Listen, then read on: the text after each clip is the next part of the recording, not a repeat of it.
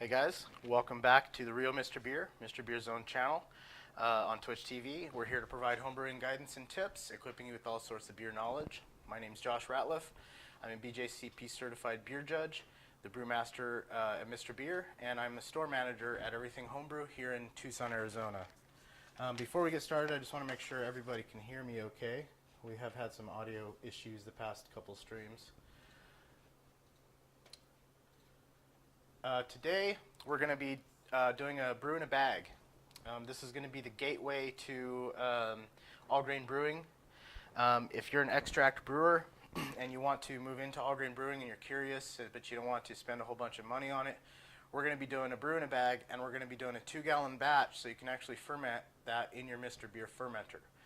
So the only extra things you're going to need to do this is including your, if you have a Mr. Beer kit, is a pot, a 20-quart pot preferably, and the brew in a bag, which is one of these bags. Sometimes they have handles, which are really handy. Sometimes they do not. This is good for up to 6-gallon brew in a bag batches. So, but you can use it for 2-gallon as well, which is what I'm going to do today. All right, thanks, Midas. I appreciate the audio check for us. Okay, so brew in a bag is basically taking your grains. While you're heating up water in your pot, you're putting your grains in your bag in there. Then you're putting your grains in. You're letting it sit for about 75 minutes. You can go a little bit longer than a regular all grain batch with your mash due to it's not as efficient as doing it in an actual mash tun. If you want to see how a traditional batch of beer is made with a mash tun, we've broken that down into 3 separate videos on our website or here on Twitch that you can check out in the videos tab above. One is mashing, one is sparging and lautering, and the final one is the boil. So we're going to go through all that again today, but it's going to be a bit quicker. I have some stuff made ahead of time, so we don't have to sit there and wait for a whole boil to start or anything like that. So let's go ahead and move over to our kettle cam.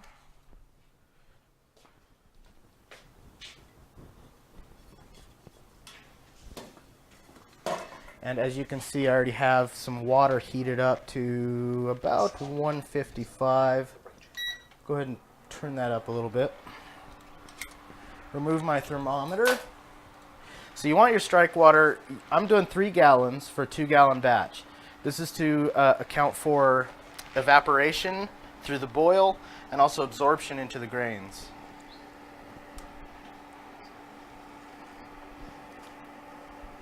Okay, let's go ahead and grab the grains.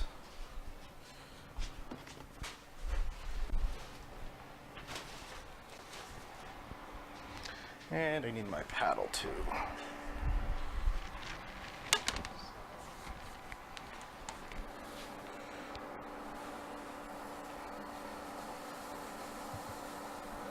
And we're going to add about half first, mix it around, and then add the second half.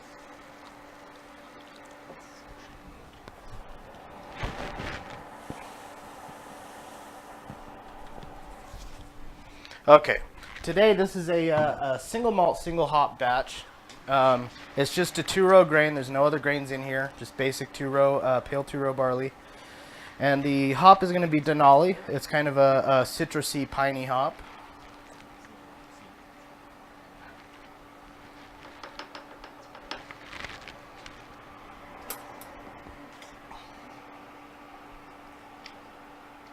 Okay, so we want to get to the red here on our thermometer.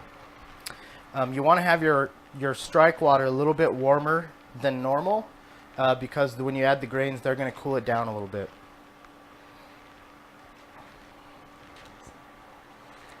You want to make sure you stir it up every so often to prevent any dough balls that can lower your efficiency.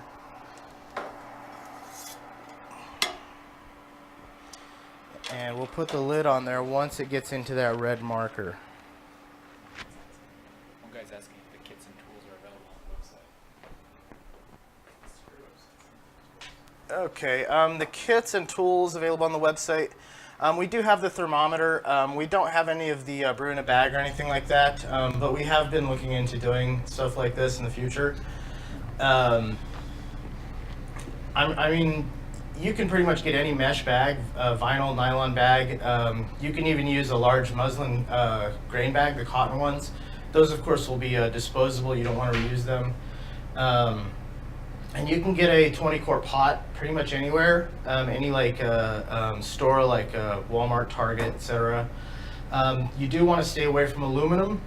Always stay with stainless steel because aluminum acts as a heat sink and it's really hard to maintain that temperature for the 60 to 75 minutes you're doing your mash. Rick Beer asked what temp is red. So that's going to be between 155 and 165. Depending on your recipe, my recipe, which I put through Beersmith, tells me that I need 152 degrees for my my water there. So we're at about that right now. So I'm going to go ahead and turn off the burner. Give that a stir. And I'm going to replace this thermometer with my floating thermometer so that I can put the lid on.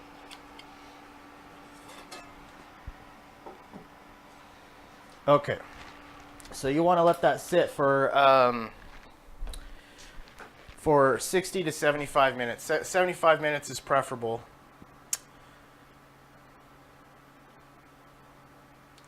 And let me make sure that it's not gonna get burned or anything. I don't think it would anyway. All right, just making sure my straps are clear of the heat.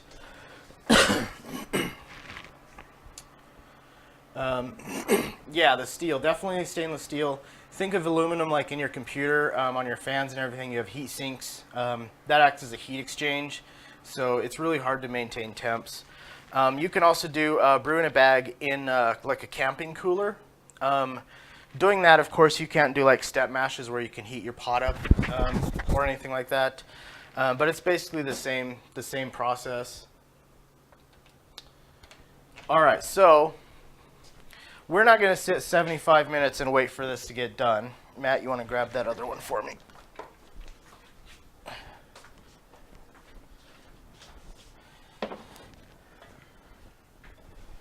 So fortunately, I already have one that I had sitting for a while before the show. It's been about 75 minutes actually on this.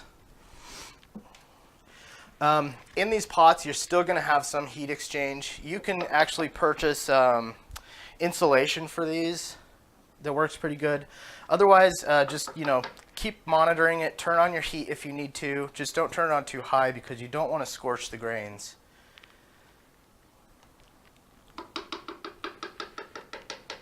Okay, so what we're going to do next is remove our thermometer. Well, actually, we're going to leave it in here for this next step. So I'm ready to mash out. Mashing out basically means raising the temperature to about 168 degrees for about a little over 7 minutes is how you want to do it. This is going to stop the enzymes from converting all the starches and everything. It also helps to push all those sugars out when you're pulling the bag up out of the wort.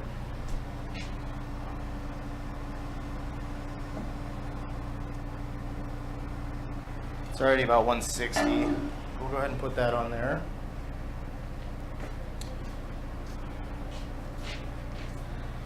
Okay, where can I find one of those floating thermometers?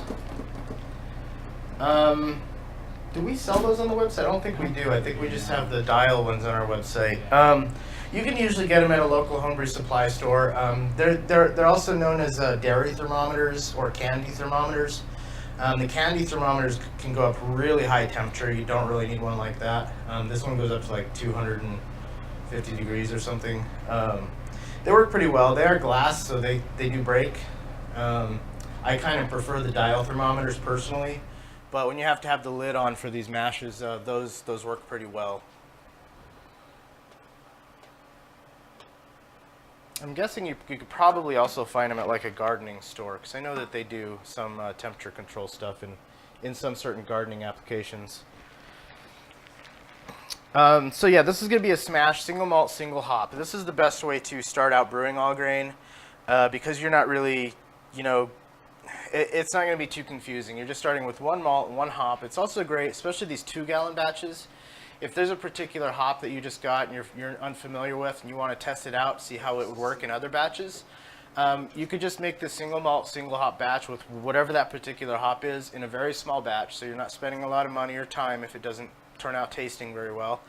And then you have a really good idea of what it tastes like because you don't have a lot of other modified malts in there to take away any of the attributes of the hops. And the hops are really gonna shine, and it's gonna be that single hop, so you'll know exactly the flavor and the aromas and everything it's gonna have. All right, so let's make sure we're not getting too hot right here. Perfect. We're about 170. You really don't want to go higher than that. Try not to cook your grains because that'll pull tannins from the husks that cause astringency, and it's a really bad bitterness, kind of a dry bite on the mouth. It's not very good. Rick Beer's asking how many pounds of grain you started with. What's that? Rick Beer's asking how many pounds of grain you started with. Oh, right. So I did, this recipe's 4.25 pounds of regular 2-row, just medium milled. I was going to do about 4 pounds to start, but I'm trying to get about 5, I think it was like 5.2 or something this was going to be. Really easy to drink, nothing really big, and nothing like too sessionable, so it's watered down. So it should be a pretty good batch. I would say for a 2-gallon batch, anywhere from 3 to 5 pounds is going to be best. You could probably do 6 pounds if you have a little bit bigger pot. How many pounds for the batch? Hops, just answered. Yeah. So the hops, I'm doing Denali. I'm only doing 1/4 of an ounce. I'm doing 1/4 of an ounce. These aren't on the website, by the way, but they are sold in our store. But we might get these up if there just hasn't been enough of a demand for these hops. They're not really that popular, unfortunately. But I haven't used them that much personally, so I decided I would do this and kind of get an idea of how they are. They're supposedly piney. I have had Denali beers with them, but they had other things in it. And I'm doing this smash to get a better idea. But they're supposed to be kind of piney, citrusy with a little berry too. And I've read some people say a little pineapple. So this is about 13 to 15% alpha acid, which is pretty high up. For alpha acids, that's way up there. So for my bittering, I'm only doing 0.25. That gets my IBUs to about 32. And then I'm doing a 10-minute late addition of another 1/4 ounce, and that's going to bring me up to about 45, I believe it was, IBUs, which is pretty high for a typical pale ale. But like I said, I really want the hops to kind of snap the flavor, and I want to see how the bitterness is. I've read that the cohumulone content is very low in this, so it's going to be kind of a rounded bitterness and not a really sharp bitterness. It's going to be more pleasant. And also I have an extra 1/2 ounce I'm going to dry hop with. I'll probably add 1/4 ounce at flame out and then dry hop with a 1/2 ounce 7 days or probably 5 days before I keg it or bottle it. I might bottle this one. Okay, so we're going to go ahead and say that's mashed out. Give it a little stir. And now for the fun part. Okay, you got a couple of different options when lifting the grain bag out. You're going to want to drain it, so you have this colander, the strainer you can use, or this is actually from a refrigerator. It's just a shelf, but you lay it on the pot and you can lay your bag right on top of that, and it works well. Let me rinse the strainer out. It's a little grimy. And remember, anything on the pre-boil side, anything on the pre-boil side, you don't have to sanitize because the boil is going to sanitize everything. If you get any bacteria in there, that's all going to die in the boil. It's only once the wort has been cooled, anything that's going to touch it at that point must be sanitized. Okay, so we're going to go ahead and carefully pull this bag out. I may or may not need an extra set of hands, Matt. Probably not, though. This is a pretty small batch. And these bags with the handles are very handily. Do you want to set this down? I'm gonna see, because I'm not even sure yet if I want to use that. Oh yeah, I can use that. Or if I was gonna use the shelf.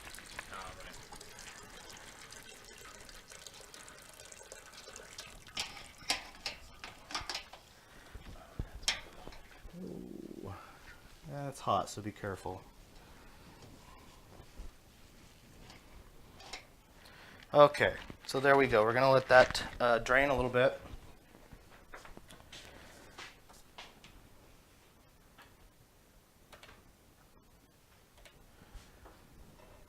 Okay, let's see if I missed any questions here. For a full all-grain batch, maybe if I have Justin and all the things to talk about. Oh, I would definitely be down for a full all-day batch, like on a Saturday or something.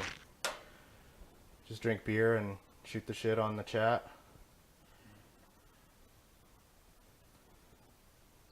Maybe half a dozen.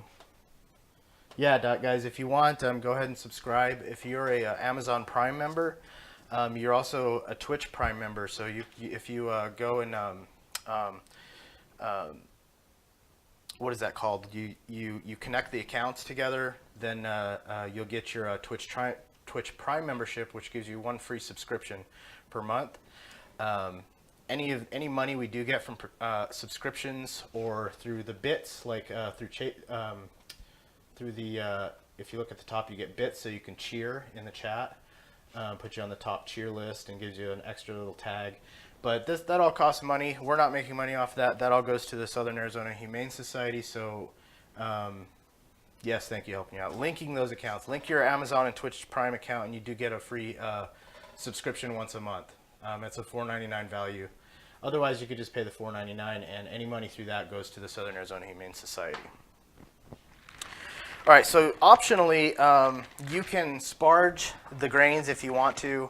I added enough water in there. I don't really need to sparge them. Sparging would be rinsing the grains of any extra sugars.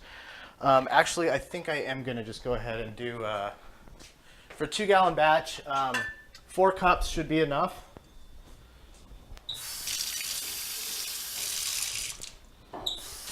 4 cups of hot water.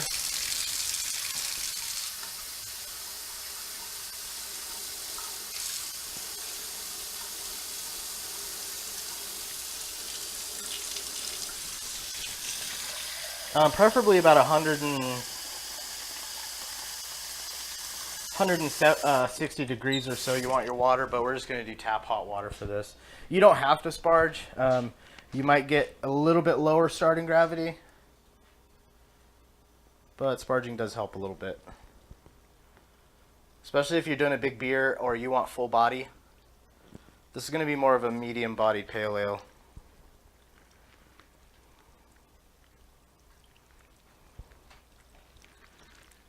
Okay, that should be good.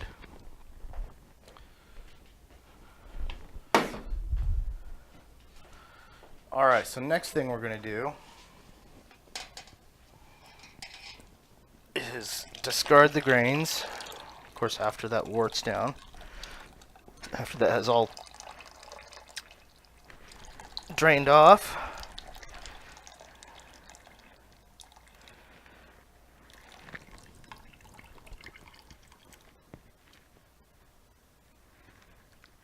Okay.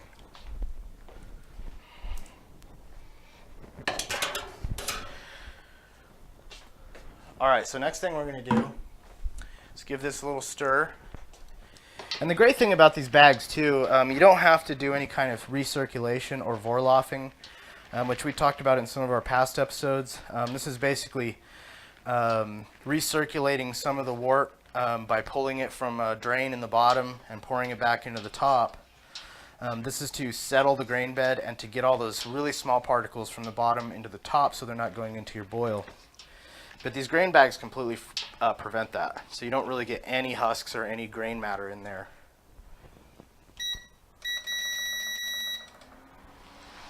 Now we can go ahead and turn that all the way up and get it ready for the boil.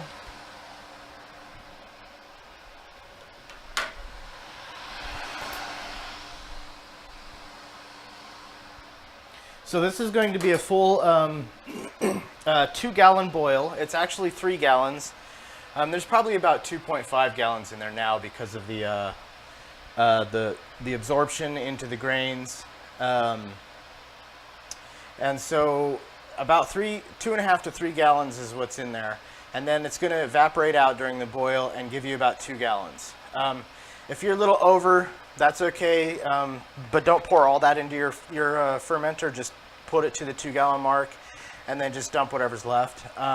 If you're under, it's okay to add more water to your fermenter to bring that back up. You're still going to have the same gravity you were expecting because the wort was just concentrated with the water evaporation, and you're just rehydrating it basically.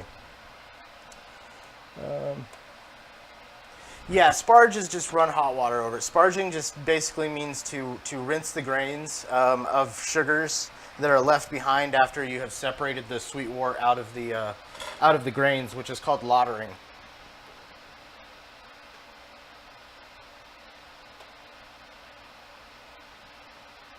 Yeah, 160, 170 hot water for your sparge typically. I just use tap hot water. You don't even really have to do a sparge if you don't want to. With these types of recipes, you're actually using a little bit more grain than you would in a regular mash tun because you're not getting the efficiency you would. But with that said, it's still pretty inexpensive for 2 pounds of grains. I mean, you're talking like $5, $5-6 for 2 pounds of 2-row. Sublex says, this time you make a hot toddy. I'm not really into, isn't that a tea with whiskey in it? Yeah. Yeah, I'm not really into tea or liquor, so. I did have this hot toddy beer a while back though. It's made with tea and it was like bourbon barrel aged. It wasn't bad, it was actually pretty good.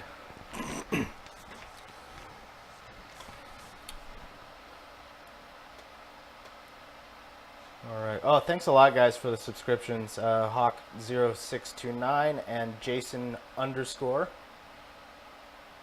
We appreciate it.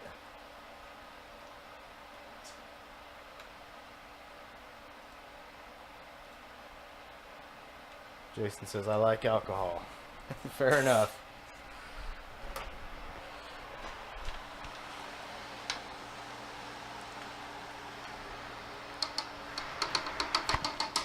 So we're not going to sit through a whole boil, but I do want to show you, if you want to keep it on the kettle cam, Matt, and on my cam, I want to show you the hot break. We did go over this after in a past couple shows. So what's going to happen during your boil, just before it starts boiling, you're going to start getting this foam at the top. It's going to form a smooth surface. As you can see on the kettle cam, it is kind of already forming a smooth surface there. It's going to look white and milky. That's going to thicken up. It can eventually start to boil over, especially if you're using like a propane burner, because they're very hot. These induction burners are a lot easier to control the temperature and prevent boilovers. But I am going to keep that heat up and let it raise and kind of show you what the hot break looks like, which is pretty interesting. So the foam is caused by proteins in the wort that are coagulating due to the rolling action of the boil underneath the surface. Eventually, once the boil starts really getting rolling, it's going to start to clump up and coagulate. In some cases, it kind of looks like egg drop soup. And you're going to see some particles floating around, and that's your hot break. So that time between you have this smooth surface and then the boil breaks through and all of those proteins start to coagulate is your hot break. Typically, it's best to wait for your hot break to finish before adding hops because the hops can promote a lot more foaming really fast.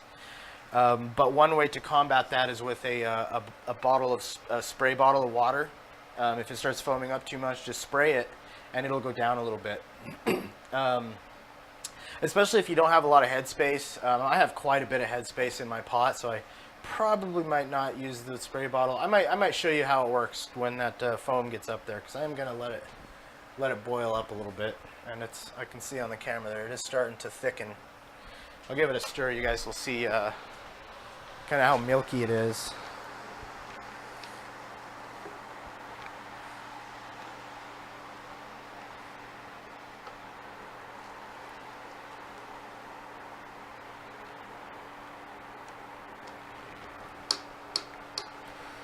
All right. And that is heating up pretty good. The induction burners we use, they're Avantco. That's a 3,500 watt burner. I think they retail about 200 to 250 depending on where you get it. They're pretty great. I really like it. You can heat up a full 6-gallon, 5-gallon batch of water in about 20 minutes to mash temps, about 15 minutes to mash temps, about 20, 25 minutes to a full boil. So they're pretty awesome. And it's nice because you don't have to go outside to cook, because you can't do a 5 gallons on a regular stove at home, whether it's electric range or a gas stove. You have to use a propane burner or a really good induction burner. But there are also burners that have internal elements that'll heat the batch up inside, so that those are really nice too, and they're really nice because they're portable. If you like go to events like brew outs, where friends get together, like homebrew clubs, and brew together, they're really great for that. Thank you very much, Cisco, for the subscription. Definitely appreciate it.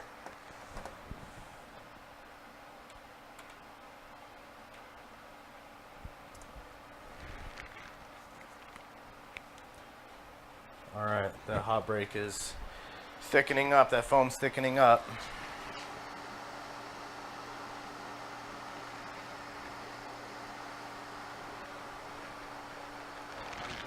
Yeah, it looks really cool when you're doing like my I do a all grain version of our Angry Bovine Chocolate Milk Stout, which is a partial mash recipe we have on our website. I think it's partial mash. Yeah. Is it? No, it's not. Yeah, no, that one's not partial mash. But I do make an all grain version of it. It's basically very similar. And I really like how the foam looks on it. It looks like chocolate milk. It's really cool. It's gets all creamy, and you could just like chug that stuff. It's like hot chocolate. I love it. Yeah, so once that starts boiling, we're going to go ahead and do the first hop addition. And then we're not going to do the whole hour long, of course, sitting through the whole thing, because that would be boring for you guys. But we will eventually probably be doing much longer episodes. I do like the idea of doing a whole batch in a sitting if people have nothing else to do. So it will just be a matter of us streamlining it. I definitely will probably be upgrading some equipment so we can do something like that in the future.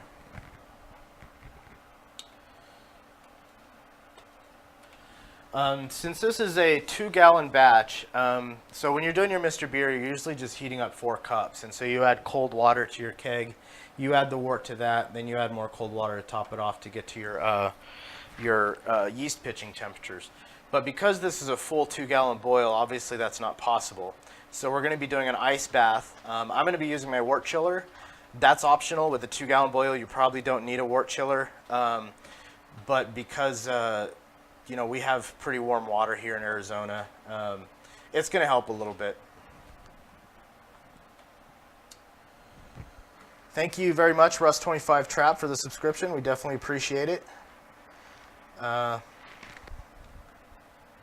Helping you out says maybe do 2 batches. Start with an all grain and do a couple Mr.Beer batches. That's a good idea. That's a good way to fill time in between.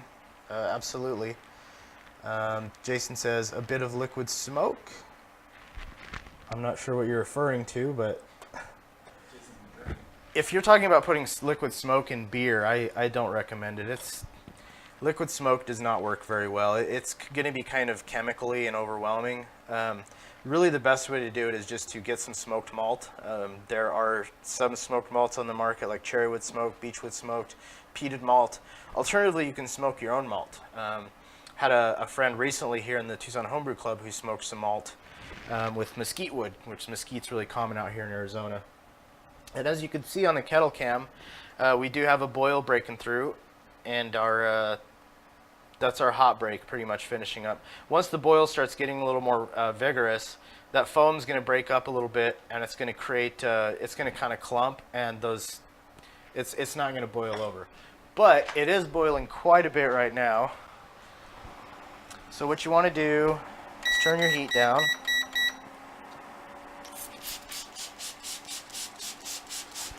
And just spray it with a little bit of water. All right, let's get our hops ready.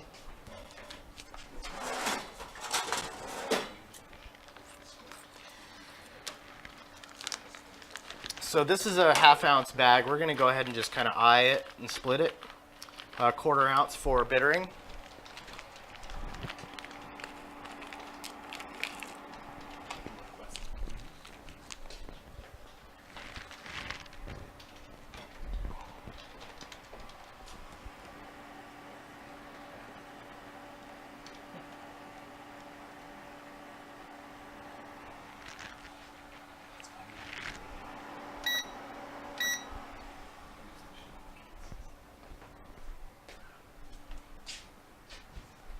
Okay.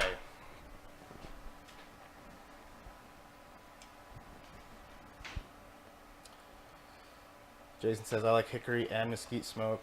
Oh yeah, I love it too. I actually love smoked beers. Some really common styles would be a Rausch beer. It's a German style smoked beer. They use a lot of smoke in those. It's an acquired taste for some people. It can be like drinking campfire, but I really love it. I recently did a Norwegian style farmhouse ale that used some beechwood smoked malt and juniper in it, and it was pretty good. Some people didn't like it. It was a little too smoky for their taste, but I really enjoy it. Oh, don't forget about your rice, buddy. You don't want to burn your rice, and I don't want to burn my beer. I'm going to give this a little stir. And what's nice about these pots, 2 gallons in this bigger pot, is I have enough headspace where I can do a pretty vigorous boil. It's important to do a vigorous boil to drive off DMS, which is dimethyl sulfide. This is a chemical that can cause kind of creamed corn, cooked cabbage flavors that aren't very good in your beer. And this is another reason why you never want to put a lid on your boil, ever, because that prevents that DMS from evaporating out.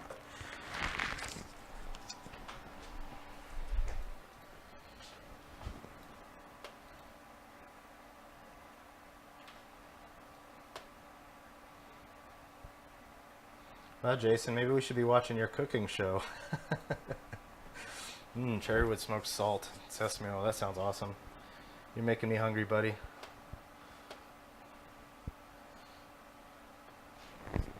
Okay. So because this is typically an hour-long boil, we're just going to let it boil for a few more minutes. Then I'm going to go ahead and show you how it's chilled, and then we're going to add some of the wort to our fermenter. It's going to be a little more than 2 gallons, so there will be some more I'm leaving behind. But this is all just for the sake of time. The other batch that I poured earlier, I am actually going to make that to style afterwards so that it'll be done. But this one's just for show. That's a big boil with the steam. Yeah, it's boiling pretty good now. Getting a little steam on the camera there. Write that down. Oops. Turn it down just a little bit. Oh, it does smell good though.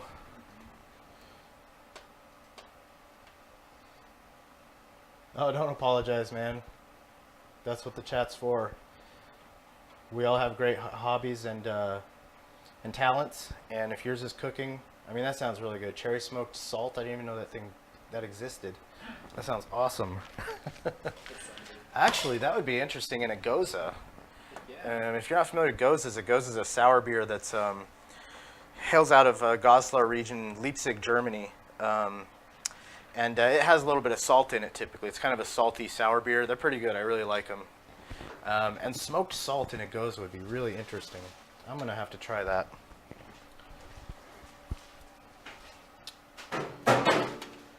All right. So I'm going to go ahead and, thank you, Matt. I'm going to go ahead and get these the ice ready for our bath and our chilling. This is my wort chiller. It's about a 50-foot length of copper tubing wrapped into a spiral and attached to two hosing, pieces of hose. You can make these, or you can purchase them at a local homebrew supply store or online. They're pretty nice. And set up my adapter for my sink here.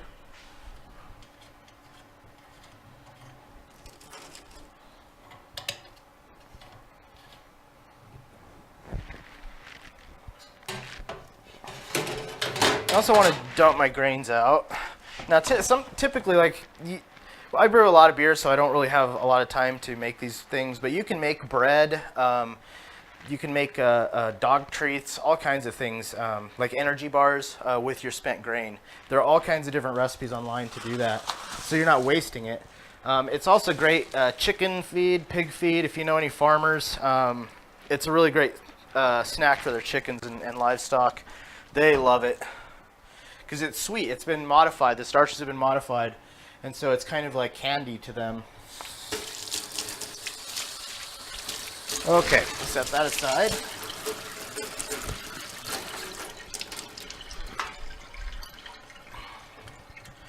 And go ahead and set up the wort chiller.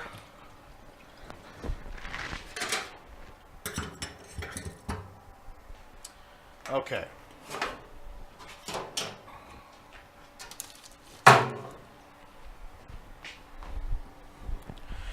All right, so we're going to go ahead and we're going to pretend this has boiled for 60 minutes.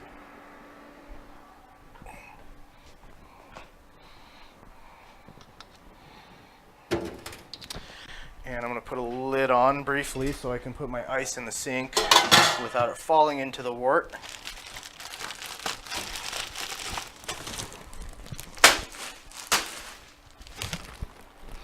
You can also use ice packs, like reusable ice packs.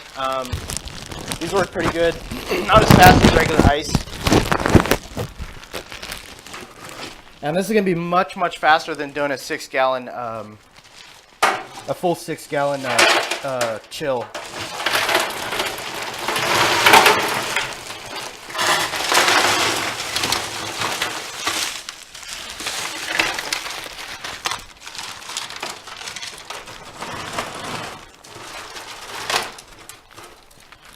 All right, now we're going to go ahead and the wort chiller right in there. Again, the wort chiller is not necessary with this small of a batch, but the faster you can chill your beer, the better.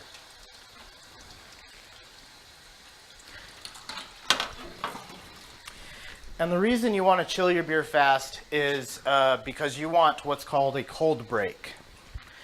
So at the end of the boil, you need to cool your wort quickly. While it's still hot, above 140 degrees, bacteria and yeast are inhibited, but it's very susceptible to oxygen damage as it cools at when it's at higher temperatures.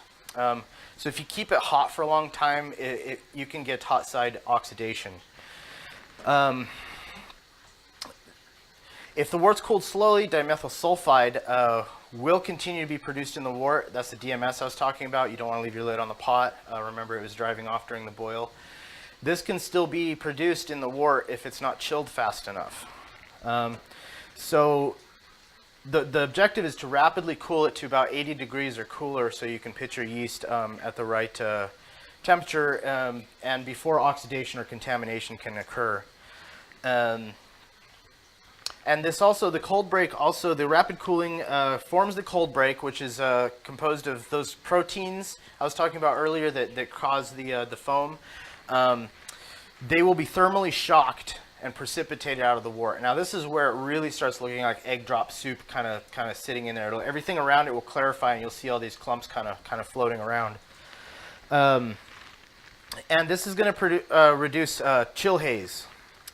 The lack of a cold break causes chill haze. And so when a beer is chilled for drinking, those proteins will partially precipitate, forming a haze. So they kind of come back into suspension, forming this haze. Even if the beer was clear before you kegged it or bottled it, if it's hazy when it comes out of the fridge, that's called a chill haze. As the beer warms up, the proteins redissolve. And so by rapid chilling from near boiling to room temperature very fast, these proteins will permanently precipitate into the bottom of your fermenter, and they won't cause your chill haze. Chill haze is a cosmetic problem. It's not a really big issue. It's mostly just looks, but it does affect the stability of your beer. Hazier beers with proteins and starches in suspension are breeding grounds for bacteria and spoilage. So your beer can spoil faster if it's hazy than if it's clear. This is why beers like Hefeweizens and the new trendy New England IPAs, the hazy IPAs and pale ales, they have to be consumed fresh, typically within 10 weeks or so.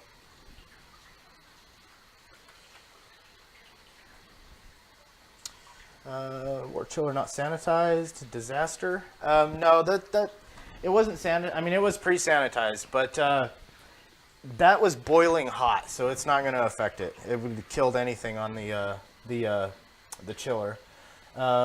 Once you get past the down below 140 degrees, that's when everything should be sanitized. But the wort itself at boiling heat, when I put the chiller in, it sanitized the chiller on its own.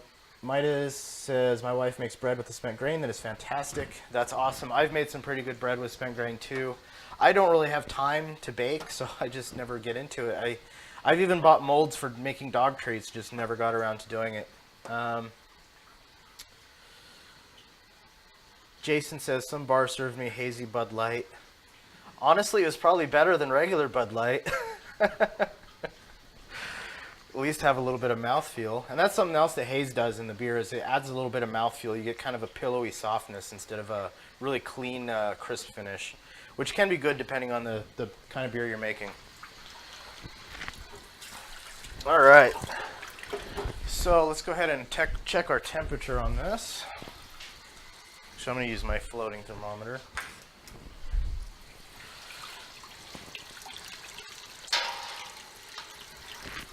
And I'm going to fill this side with the ice with some water from the chiller.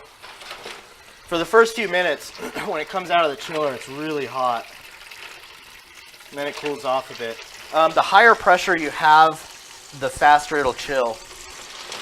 Though this has been debated online. Some people have said lower first and then higher the pressure, or higher the pressure and then lower the pressure. I've never found a difference.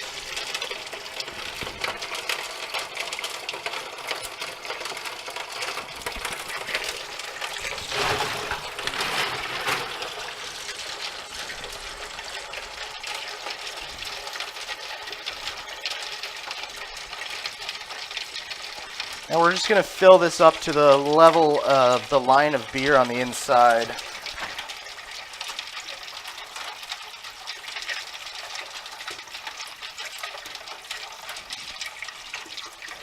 Okay.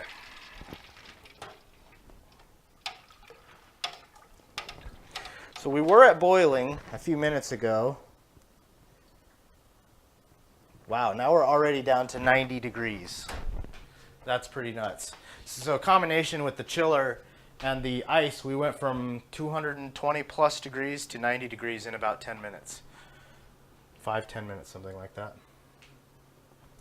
Jason asks, why have you chosen Twitch as your platform for streaming?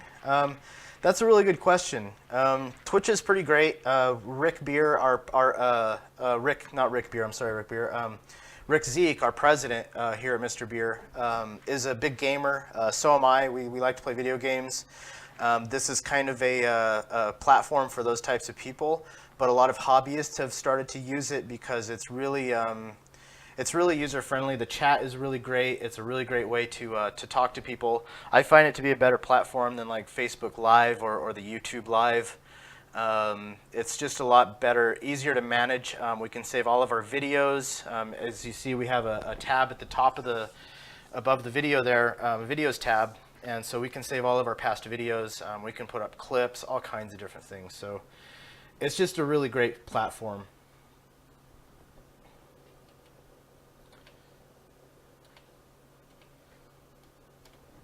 All right, so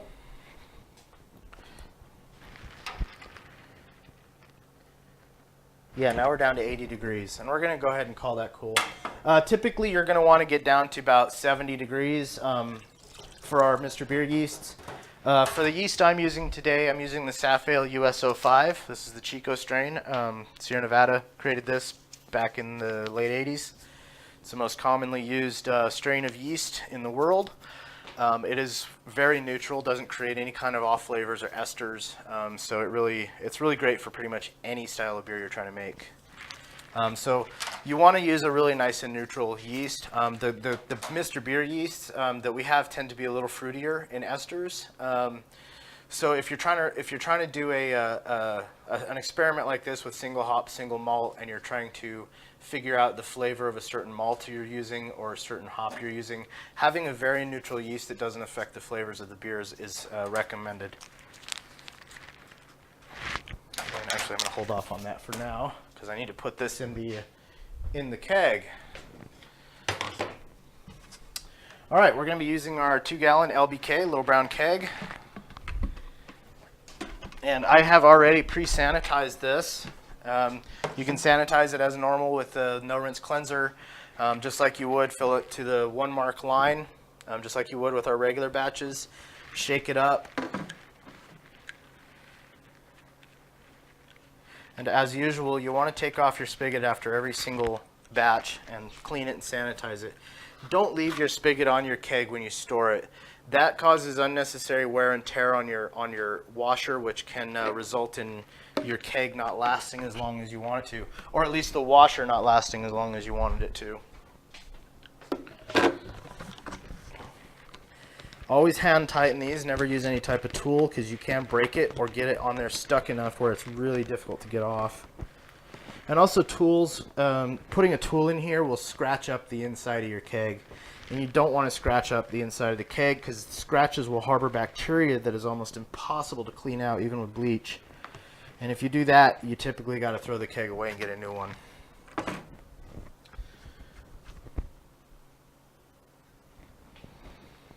All right, so I'm going to do a little water test.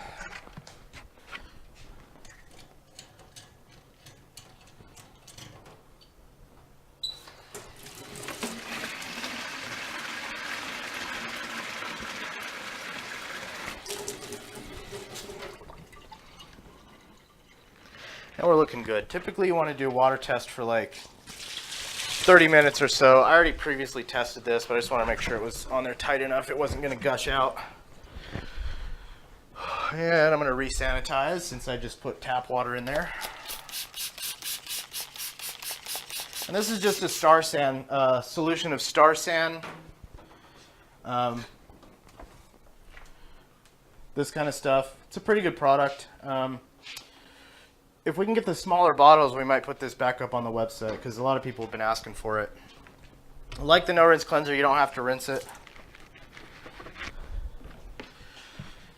And we're going to get our beer, or our wort, put in here. I'm going to grab my very large funnel, just in case.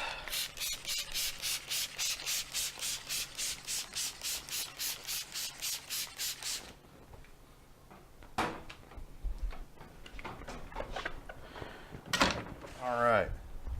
And hopefully I can do this without killing myself. Fortunately, it's not a 6-gallon batch, so it's not going to be that difficult.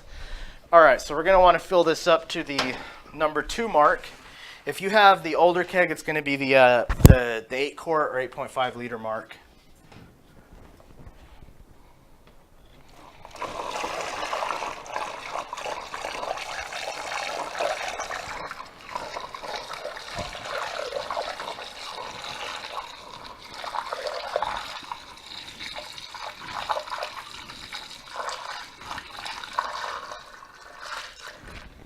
Alright, and we have just a little bit left in there because we didn't do a full 60-minute boil to evaporate all that off. So this is probably not one we're going to be drinking, but the one that I started earlier in the show, I will be going through the whole boil for that, and we'll be drinking that one here at the office. All right.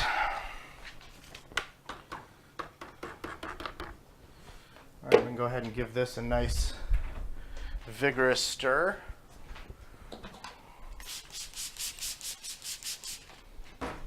Remember, anything touching the wort after it's been cooled, which is called cold side, has to be sanitized. Anything pre-boil on the hot side does not, because the boil sanitizes your wort. And our yeast.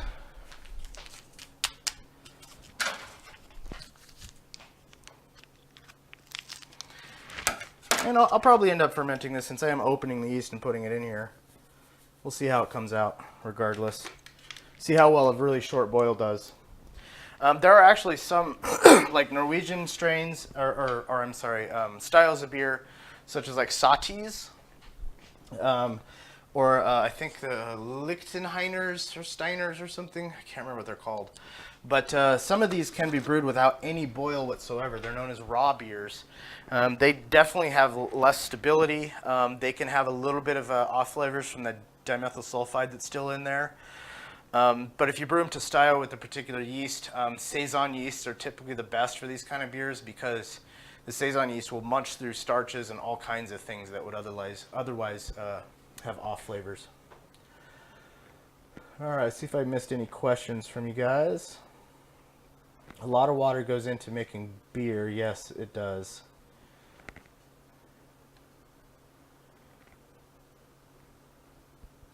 But there are, there are brewers who are a little bit more conservation, So there are breweries that'll actually collect the steam from their boil and recirculate that steam. It's basically distilled, recirculated that into their water collection.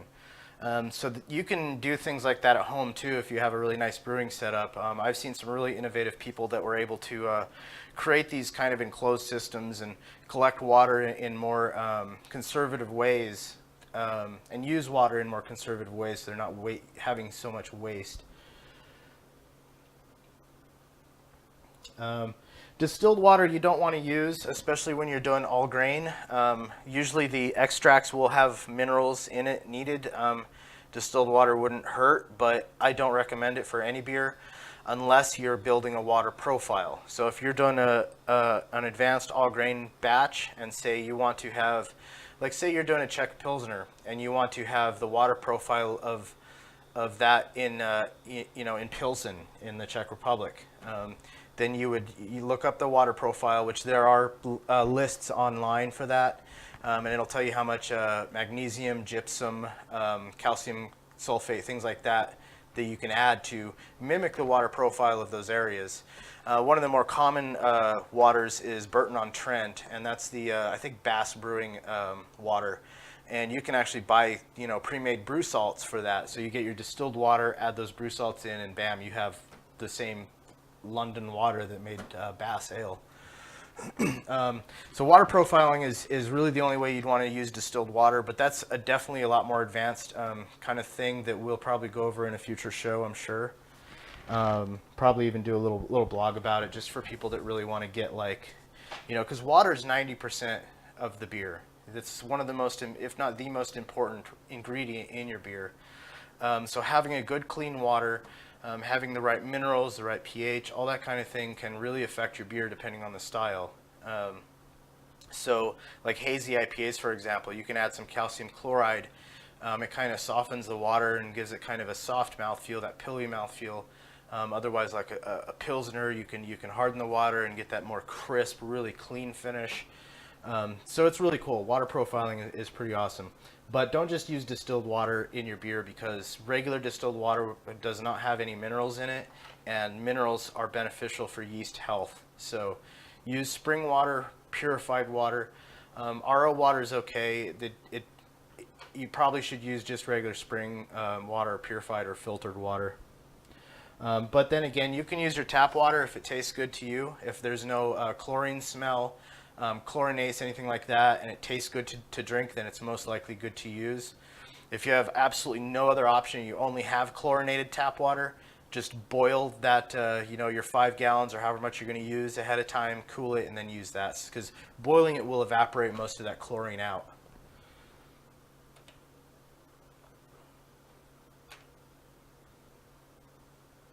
I think I used calcium chloride in concrete. Yeah, it's a pretty common mineral, calcium chloride, calcium sulfate.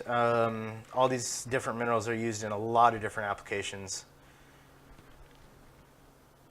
In fact, gypsum is drywall.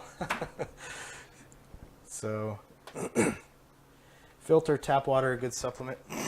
Yeah, filtered tap water is fine as long as, again, just smell it, taste it.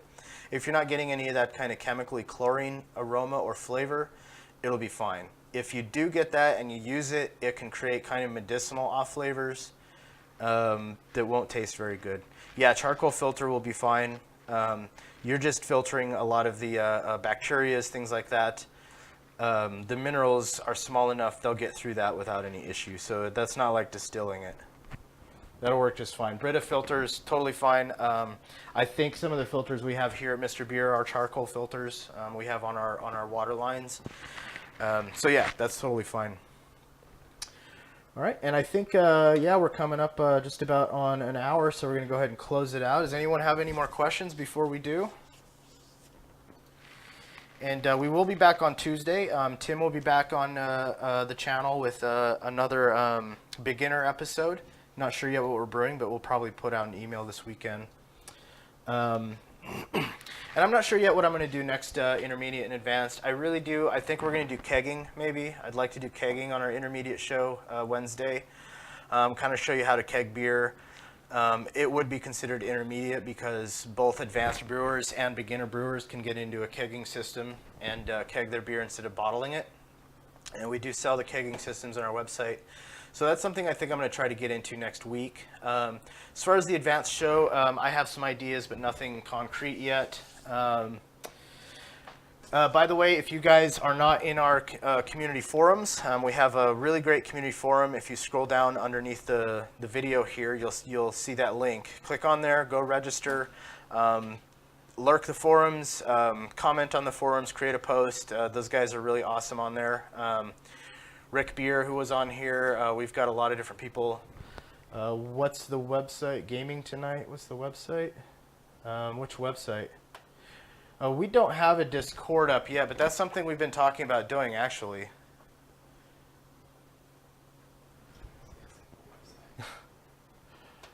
But our website. Well, our website's Mr.Beer.com, but if you're referring to the community forum, if you scroll down underneath the screen here, you'll see where it says community. Click that, and that should take you right to our website. Hey Matt, you want to link the forum link? You can also reach the forum from our Mr. Beer link. You could just go to the bottom and click community at the very bottom of the page.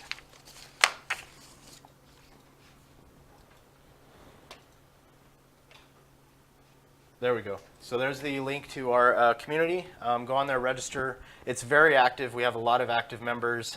Rick Beer, Mini Yoda, Sia, Creeps McLean, like these guys are all really active on there. Some of these guys are all grain brewers, but they still do Mr. Beer batches. They're very helpful, really friendly, so I definitely recommend checking it out. And we also have a thread on there just for these streams, so we usually talk about, it's a great place to go on and give us some ideas, suggestions for future shows, comments, things like that. If you want to request any of the recipes that we've been brewing, you can always make that request there as well, and we can do that for you. We typically have every show up towards the end of the day or by the next day for each show we do, so you can check those out in the videos at the top. I do want to thank all the guys that subscribed today. We really do appreciate it. Any money that you spent here will go towards the Southern Arizona Humane Society. We don't make any money off of that. Yeah, I think that about wraps it up. I want to thank everybody for joining us today, and I will see you guys next Wednesday, but be back Tuesday when Tim's going to be on here for another beginner stream. Thanks for joining us, and I will see you all next week. Cheers.